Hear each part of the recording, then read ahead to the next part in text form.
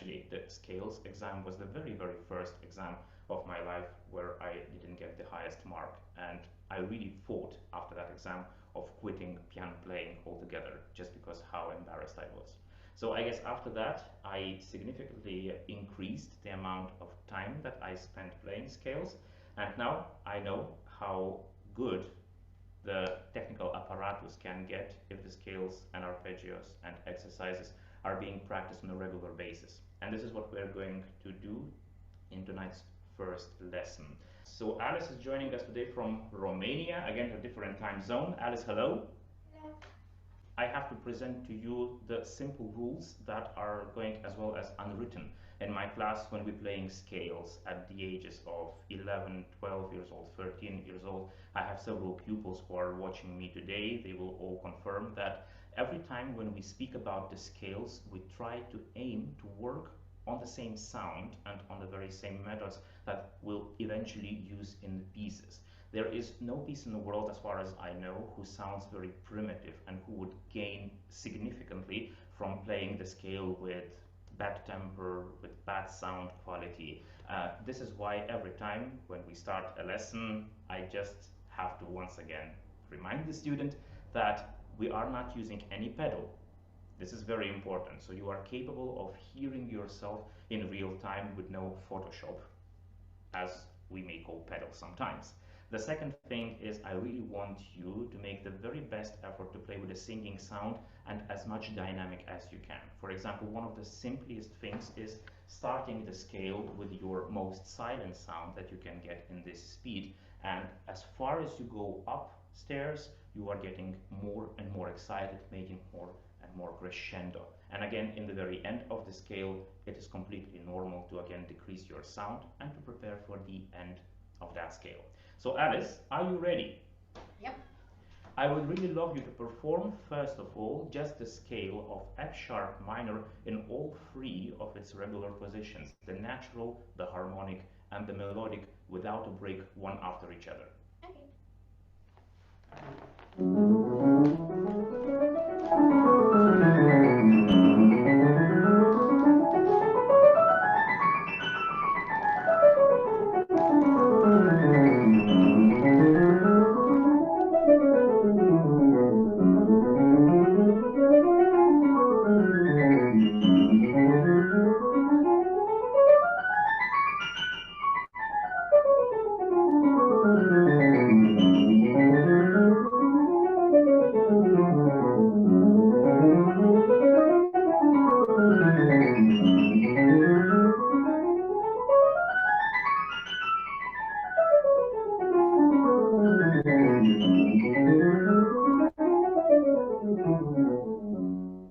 Wonderful, thank you very much. It is already an improvement from the last week. For those who were a little bit puzzled about the melodic scale changing every time, I just want to tell the melodic scale with the 6th and the 7th of the notes being altered, being higher than usual, than a natural scale. At the way down below, we are again dismissing the sharps that we put on the 6th and the 7th notes and playing the natural scale downwards.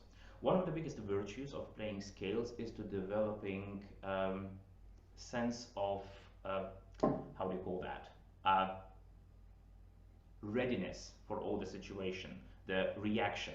So this is why it's one of the most important things is playing the melodical scale and always be adapting where I am playing the sharps and where am I not playing the sharps altogether. The head switches from natural to melodic, from left to right, and this develops the reaction also in a very good manner. Alice, I want us to start once again in the very beginning. I want you now to decrease the speed and to play it with even more of the dynamic. Sometimes you might have also heard that the first finger, the thumb, was not very good in taking part in the dynamic. Yes, so this is why I want you now to listen especially at all of the places where you are changing to the thumb position to avoid the accent by any means. Try it once again from the beginning. I will be stopping you.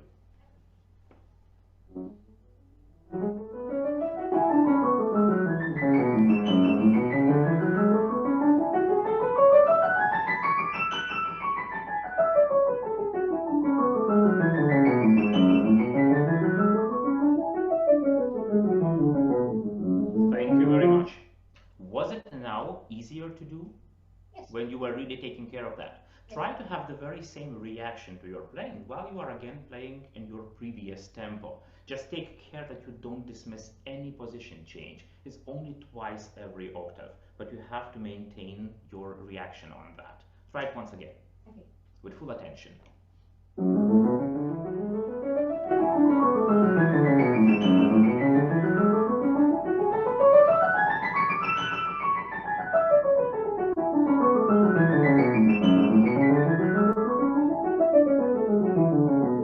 Wonderful. Okay, way better as a job right now. I hope every one of you can appreciate the level of the camera performance.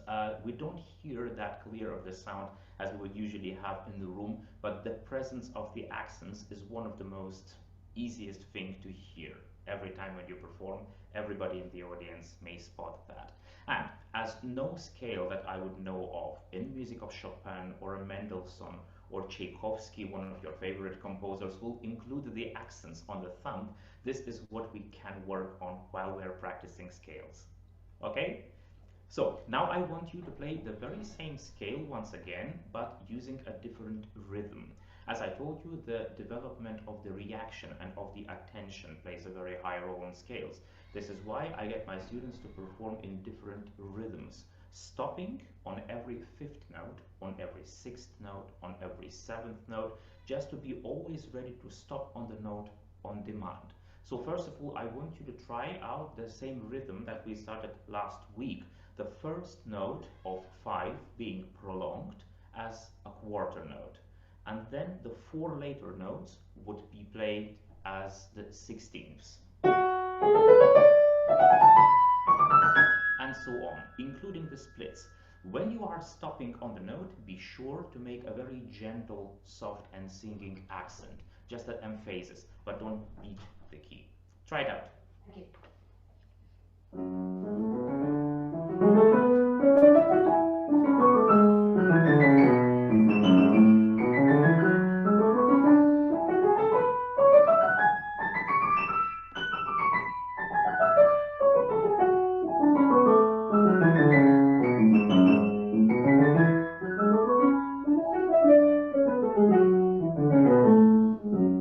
Thank you very much.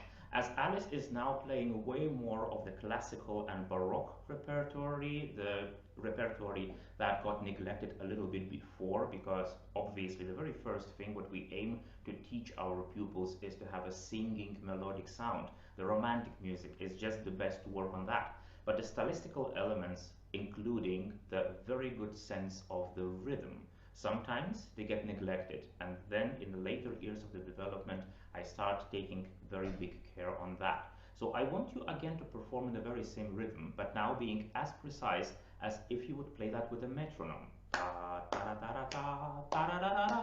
On the long note, you have to be exactly a quarter long. Instead of... So don't allow yourself to be even slightly less accurate than you should be. Try it out.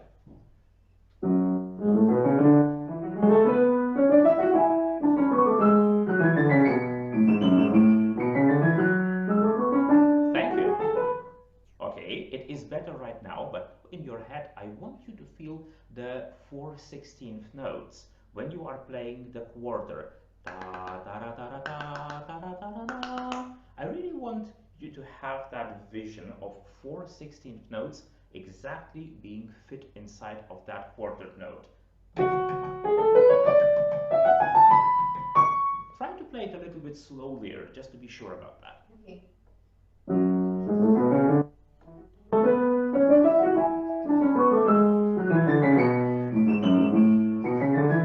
Alice, several times you managed that, but some of the times it's yet not correct. Okay. Try it once again. Okay.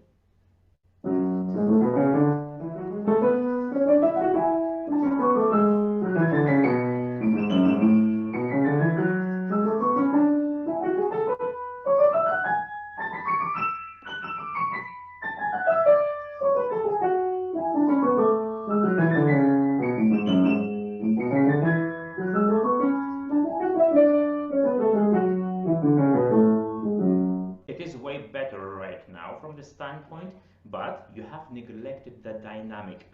didn't you? Yes. Yeah, because you were so over-concentrated. Yes. So, I, as a teacher, who will see you eventually next week again, I want you to have this as your main important subject of practicing in this rhythm by the next time. Try sometimes turning on the metronome on some logical speed, just like we did now. I don't know this speed. It will be somewhere around the 90. And just see whether you are all the time together with the beat. But just try it several times. Don't practice with the metronome altogether, because you don't want to give the metronome the decision-making power. You want to develop a metronome inside of your head.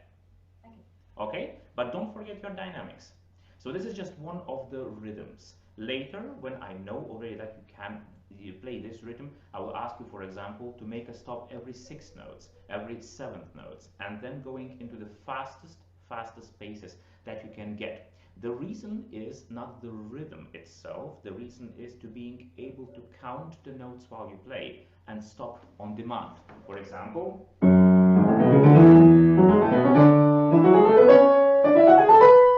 every time knowing that there is a significant amount of notes between each of the stops and being capable of controlling that. When you start this for the very first time in the rhythm that is not that easily understandable as 1 note long and 4 notes short, that puts us into, for example, we can even think about this piece, the Musette by Telemann, attributed falsely to Bach earlier in my childhood. So when you think about that rhythm, you will never be false anyway. But if you are playing not 4 fast notes, but 5, 6, 7 fast notes, 8 fast notes, you don't have this imagination that you have that you can bind that particular rhythms to a piece and cheat in that way, if you may. So this is why we start developing another rhythms, another count of the notes that you should play between each of the stops. But this would be later. I'm just telling it to the audience so they are aware of how the future steps with this scale or any other scales will look like. So at this point, I would usually ask Alice to play to me the scale in the thirds, placing the right hand on the A, on the 3rd note of the scale. We didn't try this yet, but I have notified Alice, and we have tried it in another scales. So now I'm ready to be surprised. Alice, can you play it in thirds?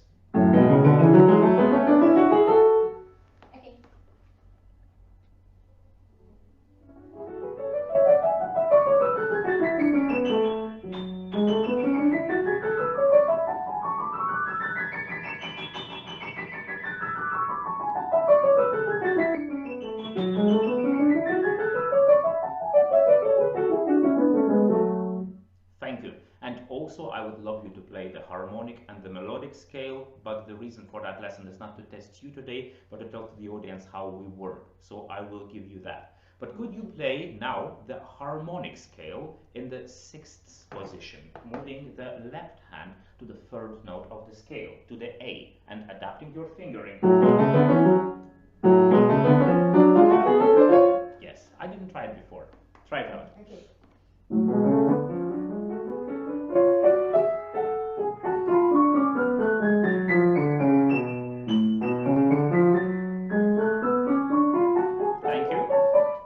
Obviously, it's the first time when you're trying this out. Yes. It's quite stressful. Don't worry about this. Take the tempo where you would be capable of keeping the attention together with this E sharp, because sometimes you do it, sometimes you do not. Decrease the tempo. Try it out.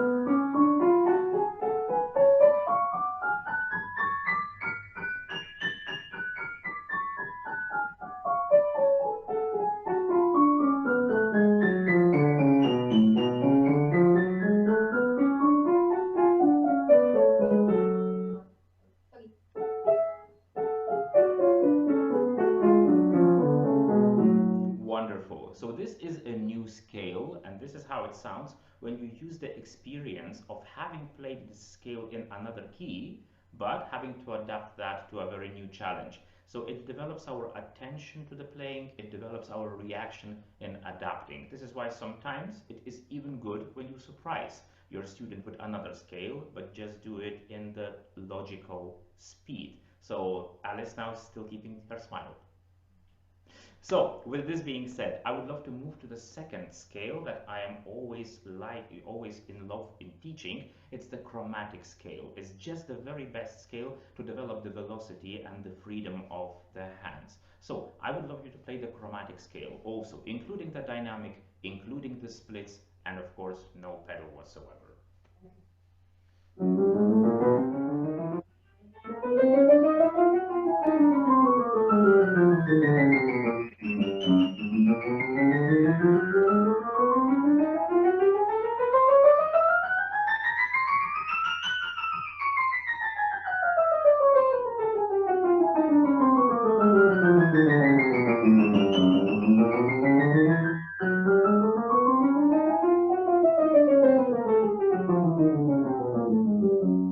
Wonderful, thank you so much. And now I want you to do the very same thing, but with a stop on the first note and on the middle note of the scale, binding together a tritonus.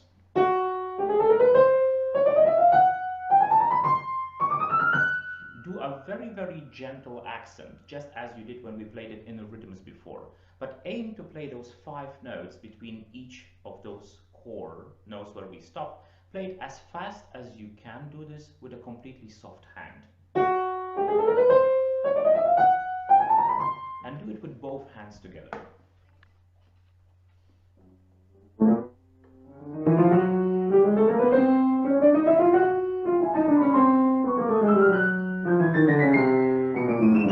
Thank you. So, and now Alice, try to avoid playing so much with your elbow. Your elbow is one of the hardest things to control inside of our body when we are playing fastly. This is why we are trying to avoid the movements of the elbow when we can. Obviously for the chromatic scale, when you don't have to have so many of the tilts of the hands, you can avoid using the elbow altogether. You don't need this. But every time when you choose to use it, you might decrease your speed and you can get it harder to control the quality of the sound, especially in the piano or pianissimo. Try it once again with almost no elbow. Just relax it.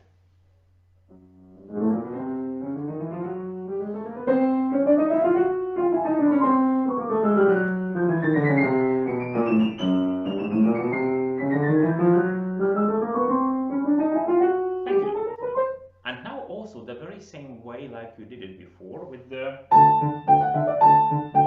rhythm. Try to be completely precise in playing one note and then playing the 5 note. Ta ta ta ta ta ta ta ta ta ta ta ta ta ta ta ta ta ta ta, as if you played it with the metronome. Try it out.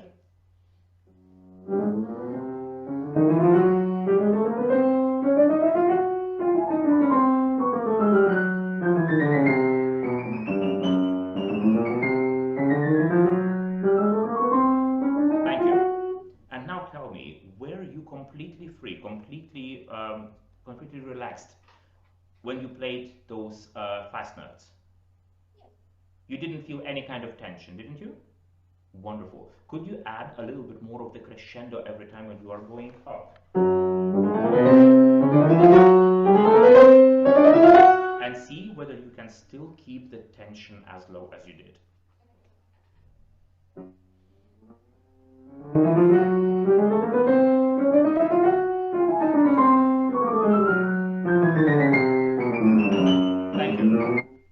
How does it feel? Is it the very same feeling? Yes, it's okay. Nice. So now we will dismiss the stops altogether, but I want you to still feel on those 2 core notes, on the F sharp and on the, it's actually B sharp, it's not the C if you may, but on the B sharp, I want you to feel that you are still the same relaxed. The difference is now you don't have the time for the stop anymore. Okay.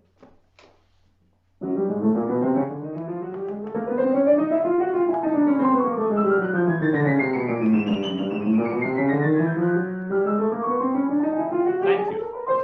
Exactly. And now try to make it in your fastest tempo where you can control it. You are right-handed. Every right-handed person, when playing as fast as you can, should choose the fastest possible speed for the left hand. Don't play the right hand the fastest it can if the left hand cannot match. Okay. Try it out.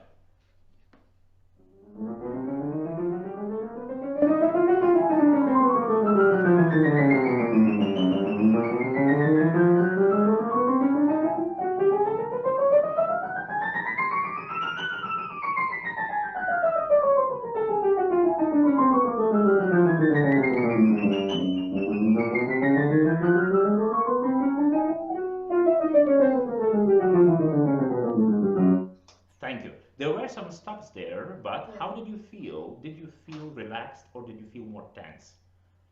It's more relaxed, but it's like I'm more nervous, you know.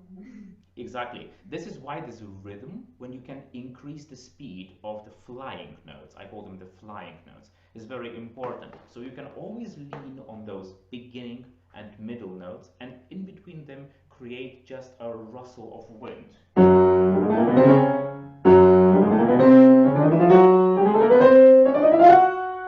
And thus develop the speed until you feel that you don't need that second stop in the bar altogether.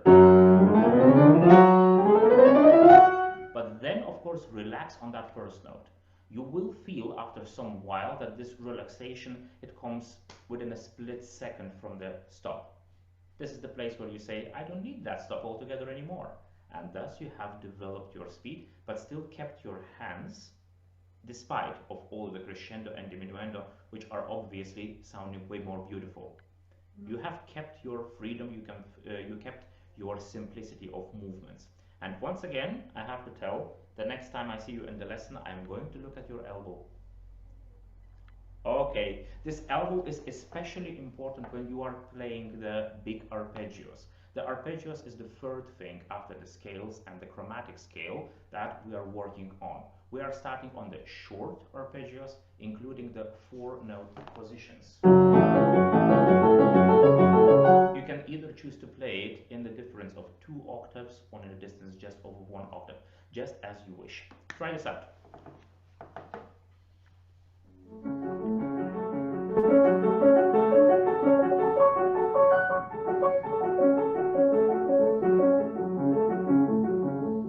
Brava! Developing the stamina, you can later try making 3 octaves, 4 octaves, and see whether you can still maintain the freedom of the movement while you are doing this. I loved your arpeggio crescendo and decrescendo.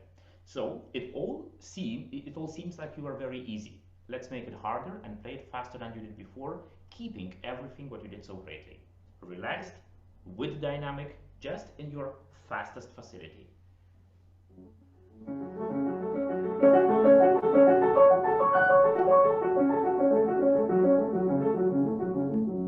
Wonderful. You all have noticed, and I hope that after this lesson you will all give the big cheer for Alice for making such a beautiful wavy movement with her hands, which allows her to relax.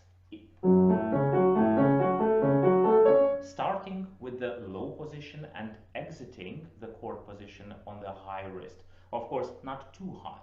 I know Alice, she used to dance ballet as a professional, but she doesn't allow herself to make the ballet wrist. This is also very important, not to give it too high of a sense. Brava. And now let us do 4 octaves, in and back, looking at the stamina, whether you can still maintain the same freedom when you are playing twice as much of the exercise. Okay.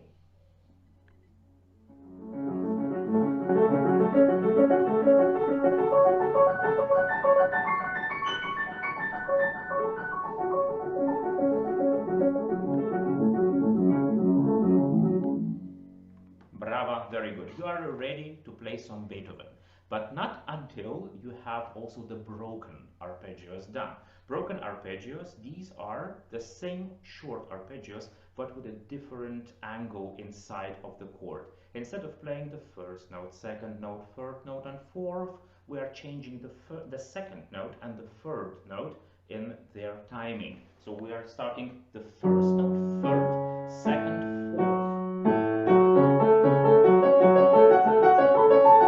Also developing our reaction and preparing for all of those crazy runs that Beethoven was so famous for. Broken arpeggios is the best preparation to know how you will execute Beethoven pieces later on. So how about broken arpeggios, also in a comfortable tempo first?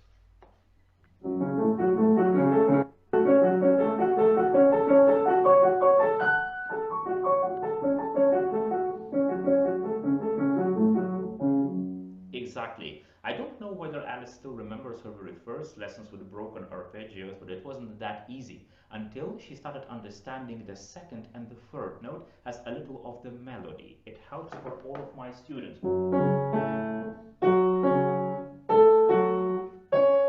Hearing this in some kind of the singing sound. When you understand that as being a melody that's being sung and not just a movement of fingers, it is easier to play these broken arpeggios all together. Is it so, Alice? Yes. Wonderful. Let us move to the next edition of arpeggios, and this is where we should play the long arpeggios, but Alice, being already quite developed in her arpeggios, I don't want to waste time just playing simple F sharp minor arpeggios. And I'm asking her to play 11 arpeggios from the very same note. This is the exercise that in my previous school was usually taken into the repertory from the ages of 13 or 14, so in the later classes, when the student is already capable of assembling the harmonic chords from the same note. For the audience, I'm going to show the 11 chords that Alice is going to play right now, those being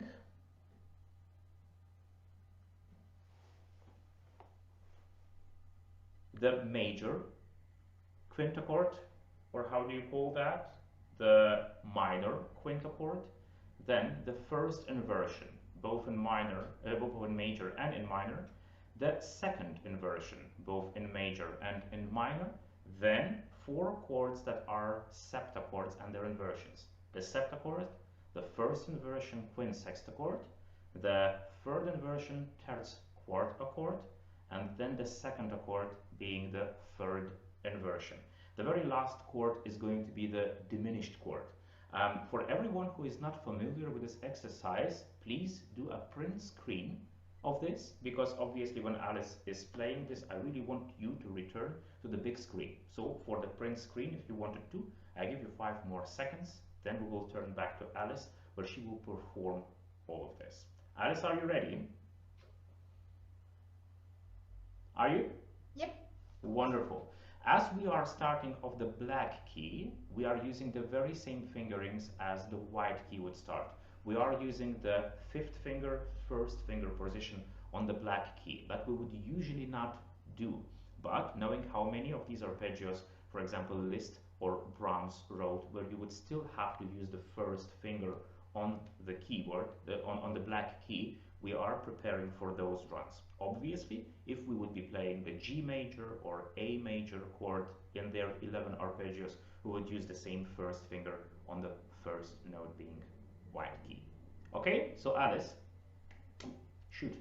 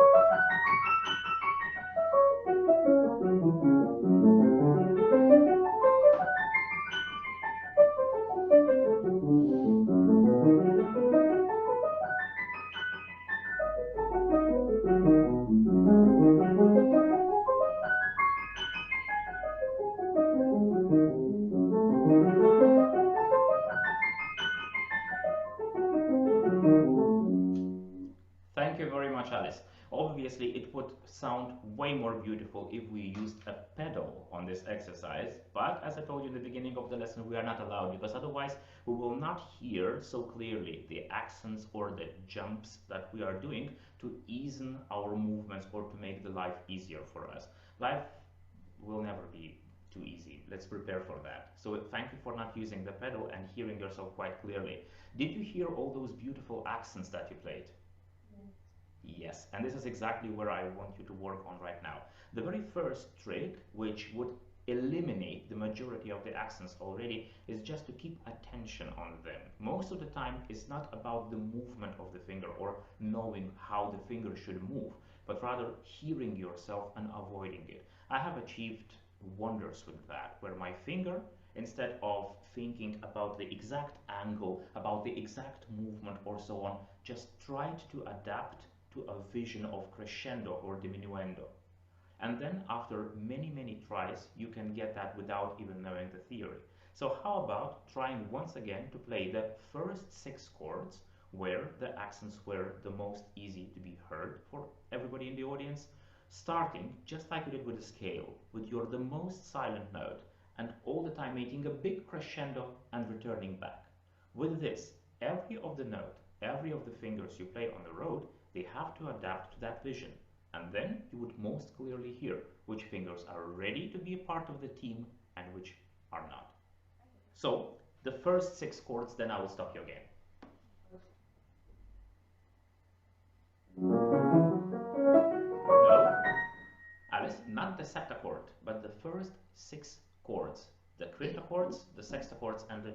Exactly. Ah, okay.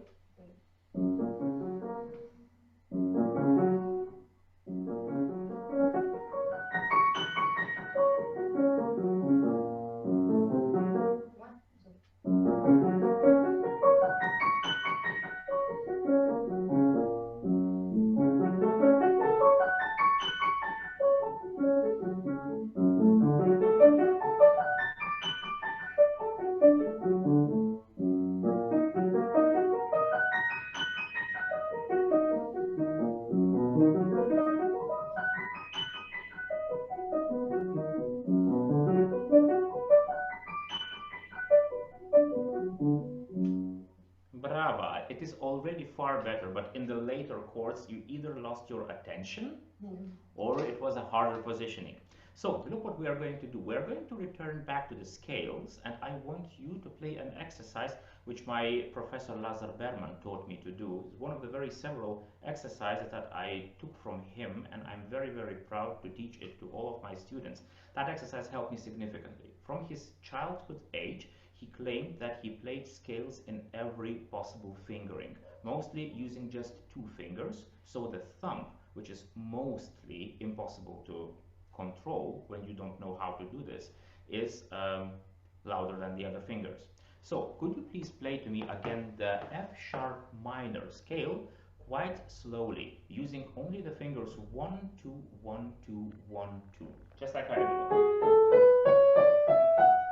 Especially be aware of the black keys that you are playing, because it will need not only your finger but also your wrist to adapt to the challenge of playing higher on the keyboard.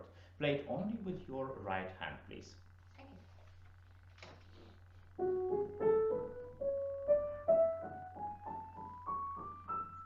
Thank you. Let's do it once again over 2 octaves in and back, starting with your most silent note and developing a crescendo.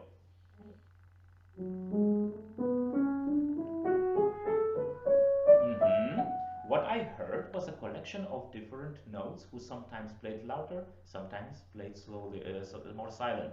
Did you do the same? Did you hear the same? Yes. So this is also the reason behind this exercise, to adapt the first finger and to react to the needs of the melody. Try it once again with your fullest attention, and if you wanted to do even more slowly than you did now.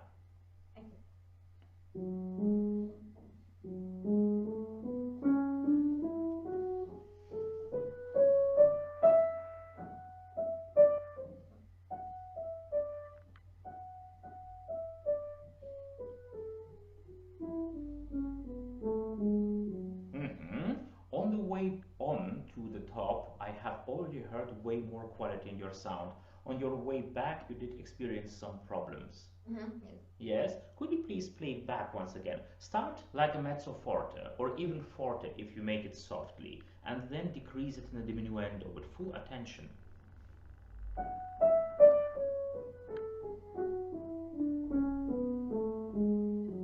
Brava. How does it feel now? Is it hard to control? It's okay. So, could you please make the very same thing with your left hand right now? Also using the 1, 2, playing 2 octaves in and back.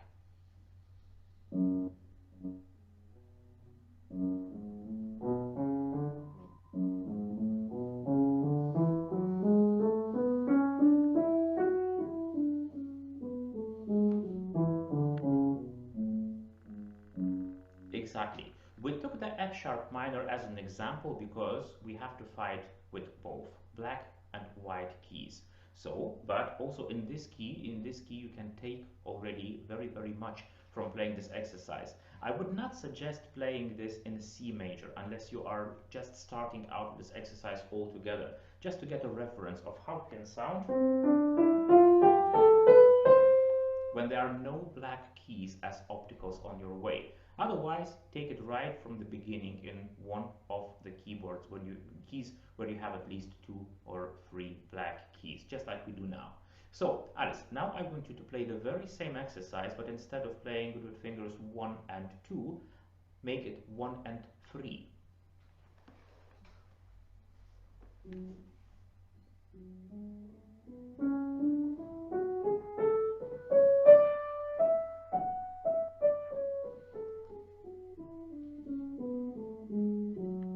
It is already more secure than 1 and 2, which we actually can say why my third finger is not as strong as the second is, but your ears are getting more and more accustomed to controlling.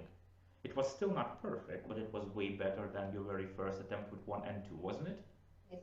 Yes. So now I would ask you to play it with the left hand, which you will after the lesson, but we have to continue, and now I want you to play the most significant of those problems, the 1 and the 4.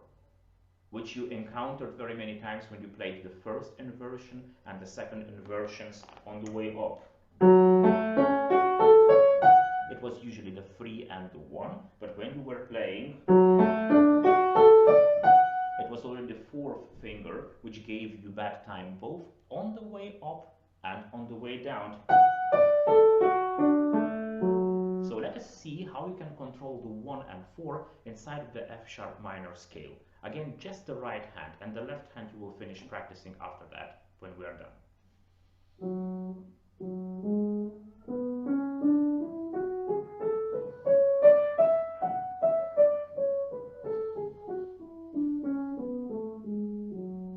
Brava! You see, only several spots where you could have to polish again a little bit more.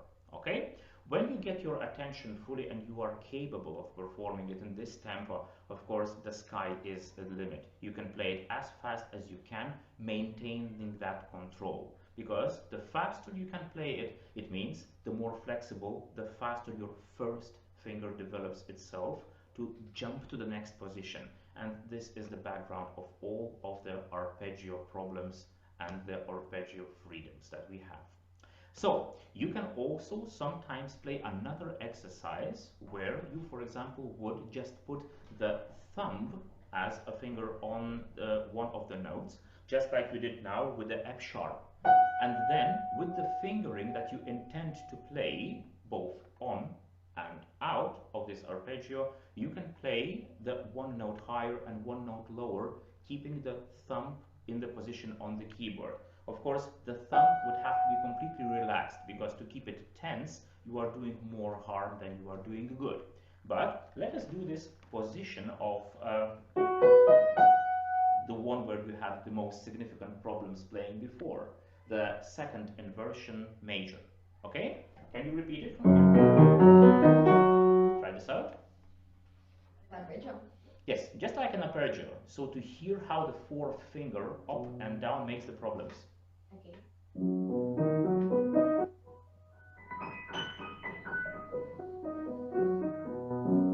So you see, we have a problem first of all of getting the 4th finger and the 1st finger to connect on the D sharp and F sharp. Then from the 1st finger we would have to go up to the 2nd finger. So how about practicing just this turn for once, making the 1st finger lay on the keyboard completely free and then playing up, down, with the same fingering which you intend to use later. 2nd finger, 4th finger, and doing as little effort from the elbow as it is possible. Try this out.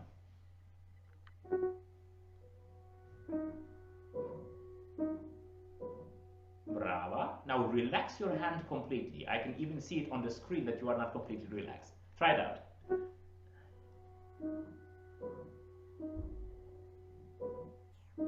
Wonderful. You can do it with any position what you would like to do. You can also, for example, instead of making the first finger to be the one that lays on the keyboard, you can take, for example, the fourth and try positioning it like this. I'm sitting incorrectly. Try this out.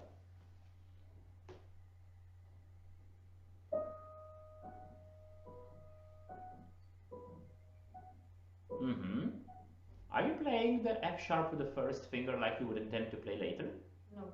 Aha, so then it doesn't make any sense. Fourth finger addition. Aha, so the first finger goes onto the F sharp, the second finger returns back to the B. Try it out. Aha, and now as little elbow, and the freer the hand, the better. Brava. There should be no tension whatsoever inside of your hands when you are practicing this. Obviously, why many people avoid exercises by Hanon or etudes by Czerny, they know that they can be in some harm practicing those exercises. What we try avoid doing first of all is to tense our hands so much that we are incapable first of all of feeling freely, of producing a beautiful sound. So one of the things which I'm doing completely wrong right now is sitting inside of this position. As you now see me, this is some kind of a TV show position that I have, but obviously to make those exercises completely free, I would have to sit like Alice just did. It was also a fight from the beginning. For example, when Alice just joined my class, she was very keen on putting her legs beneath the chair. Could you please show that old position that we are not using for such a long? Exactly. So with this, of course, we are losing any control of our body, because the feet that should make us comfortable sitting in a position, they are not doing their job. Instead of that, they're doing something like that. In the time when I was teaching the master courses or lessons, sometimes I was entering the rooms of my pupils or students, finding them in positions like this, trying to practice, especially one that was favorite. I really want to take a picture with a student was playing at the same time holding a cup of coffee here. So please don't ever do this. If you intend to make the correct exercise, the first thing what you have to do is to sit properly, which I obviously didn't do for the reasons of looking more thin. So now, in the very end of the exercising routine, I would suggest us playing some chords. And I want you to first of all use your full wrist and full body to produce as big of the sound as you can. As I know your neighbors are very friendly, so there will be nobody screaming at you for taking advantage of your sound. Try that.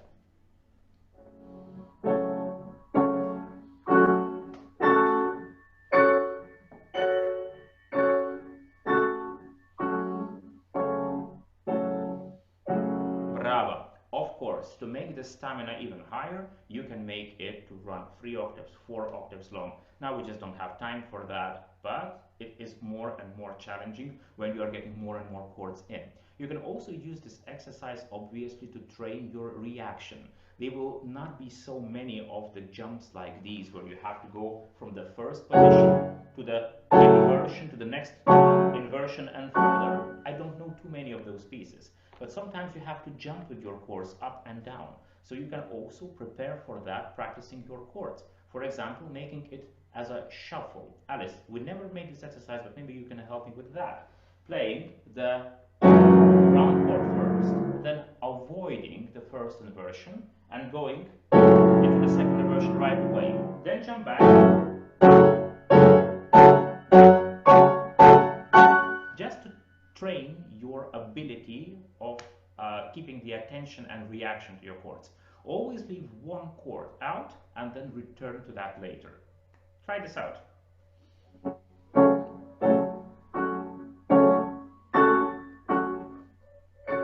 Brava. It's just a little bit more challenging, but at the same time it's fun. But just a little bit more challenging. You don't have to be a complete genius to make this, but it trains your ability to also prepare for faster and further chords.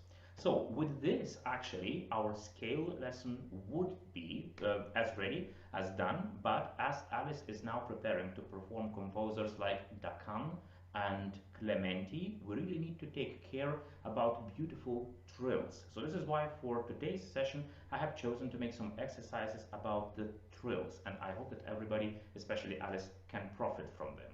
So Alice, I want you to first of all play one exercise that Mozart is attributed to creating or practicing at least, and it must have helped him to develop a very beautiful sound in all of the fingerings. The theory says that not only one finger group like 1-2 or 1-3 or 2-3 must be the best finger group that the pianist can have for itself, but also every group of fingers must be capable of trilling, which I witnessed when I was playing the first piano concerto by Franz Liszt, and I had to grasp a chord in the right hand at the same time trilling with the fourth and fifth fingers. It wasn't very easy to do, but I was very thankful that I had an exercise for fourth and fifth finger to practice that priorly to having to perform it on stage. So I want you to play an exercise on two notes that you may choose for yourself. It can be two white notes, two black notes, one white, one black, whatever it is. We are starting with the fingering 1 and 2. Then we are changing to 1 and 3. After this, we are changing to 2 and 3. Then 2 and 4. Then it's 3 and 4, 3 and 5. And in the very end, it's going to be 4 and 5. I will show it now to everybody around on just as simply as keys C and D. We would have to turn, just for the timing reasons, 4 attempts on one fingering. 1, 2, 3, 4. 1, 2, 3, 4. 1, 2, 3, 4. 1, 2, 3, 4.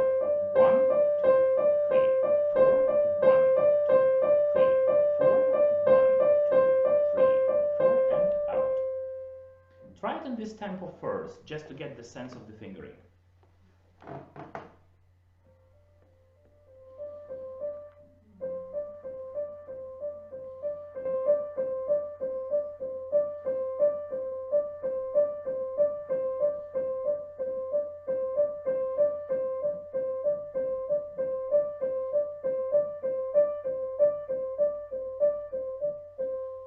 How do you like this exercise? Okay.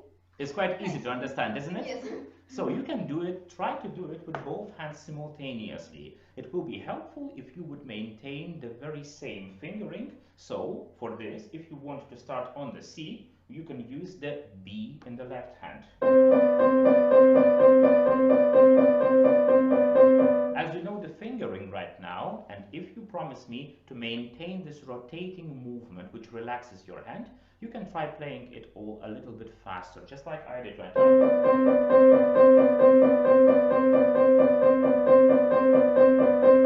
You see what I'm doing? Yes? I think. Try this out.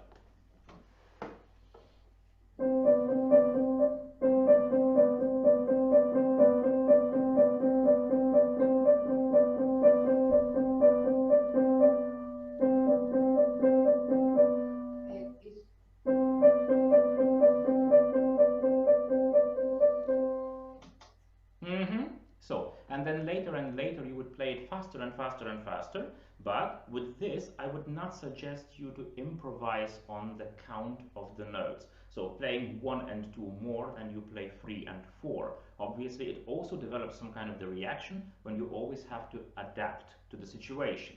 So with this, for example, this tempo would be available for you in really no time, just in several days.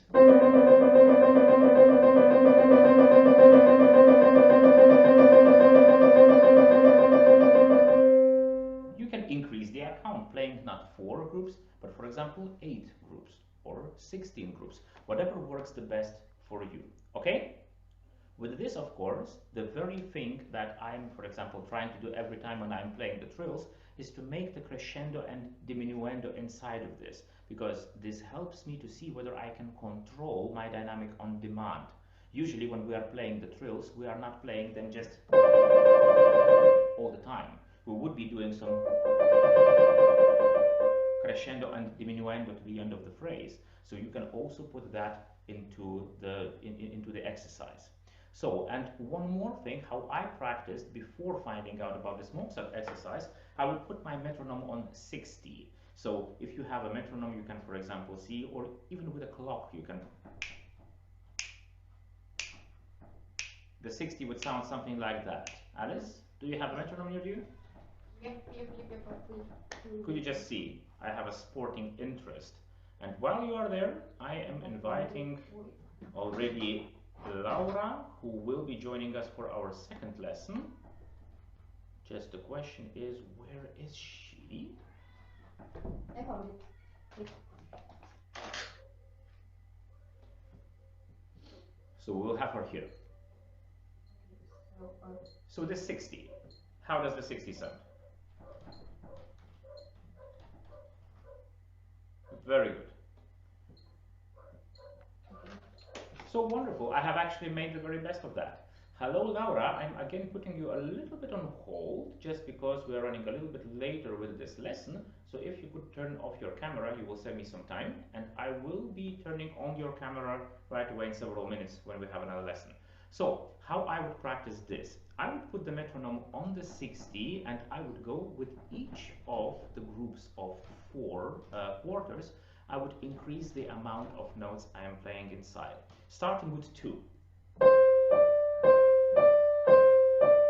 Then I would change to trill, to quartal, to 6 notes, to 8 notes, and the very last being 12.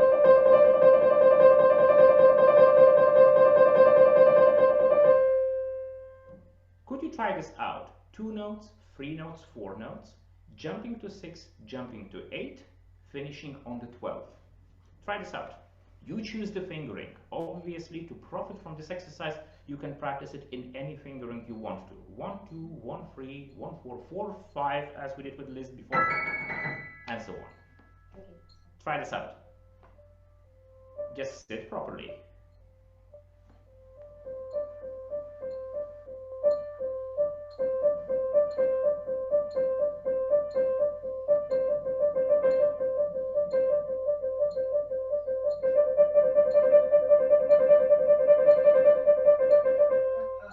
You see, you have to really control that so it's a very rhythmical trillo, because you can improvise on the tempo of the trillo all the time as you prefer, but it's way more challenging to play a measured trill. So this is what I would suggest you to learn the first. The jump between 6 and 8, and then from 8 to 12 notes is the most hard to do, because you are obviously thinking, oh my god, it's going to be so fast, so fast, so fast, and then you are trying to play faster than you really need to. So let me show it to you once again. This is 3 to 4 to 6 to 8, thinking twice 4.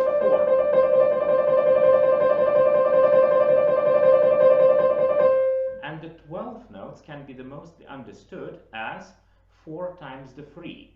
When you play it, now each of that note gets a triola on it.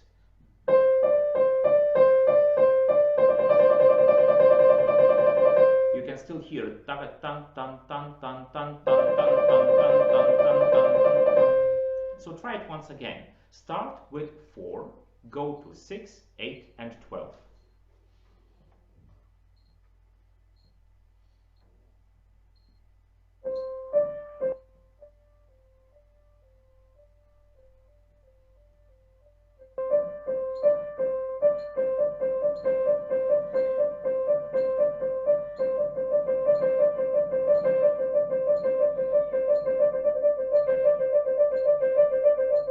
Twice the 4.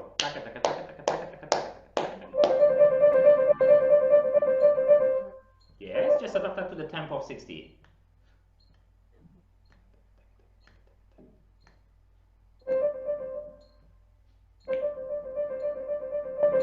It's still 6. Do you want to play 8? Yes. So then split this beat into 2 beats. So if it's think ta ta ta ta ta ta ta ta, and to each of those halves add 4 notes.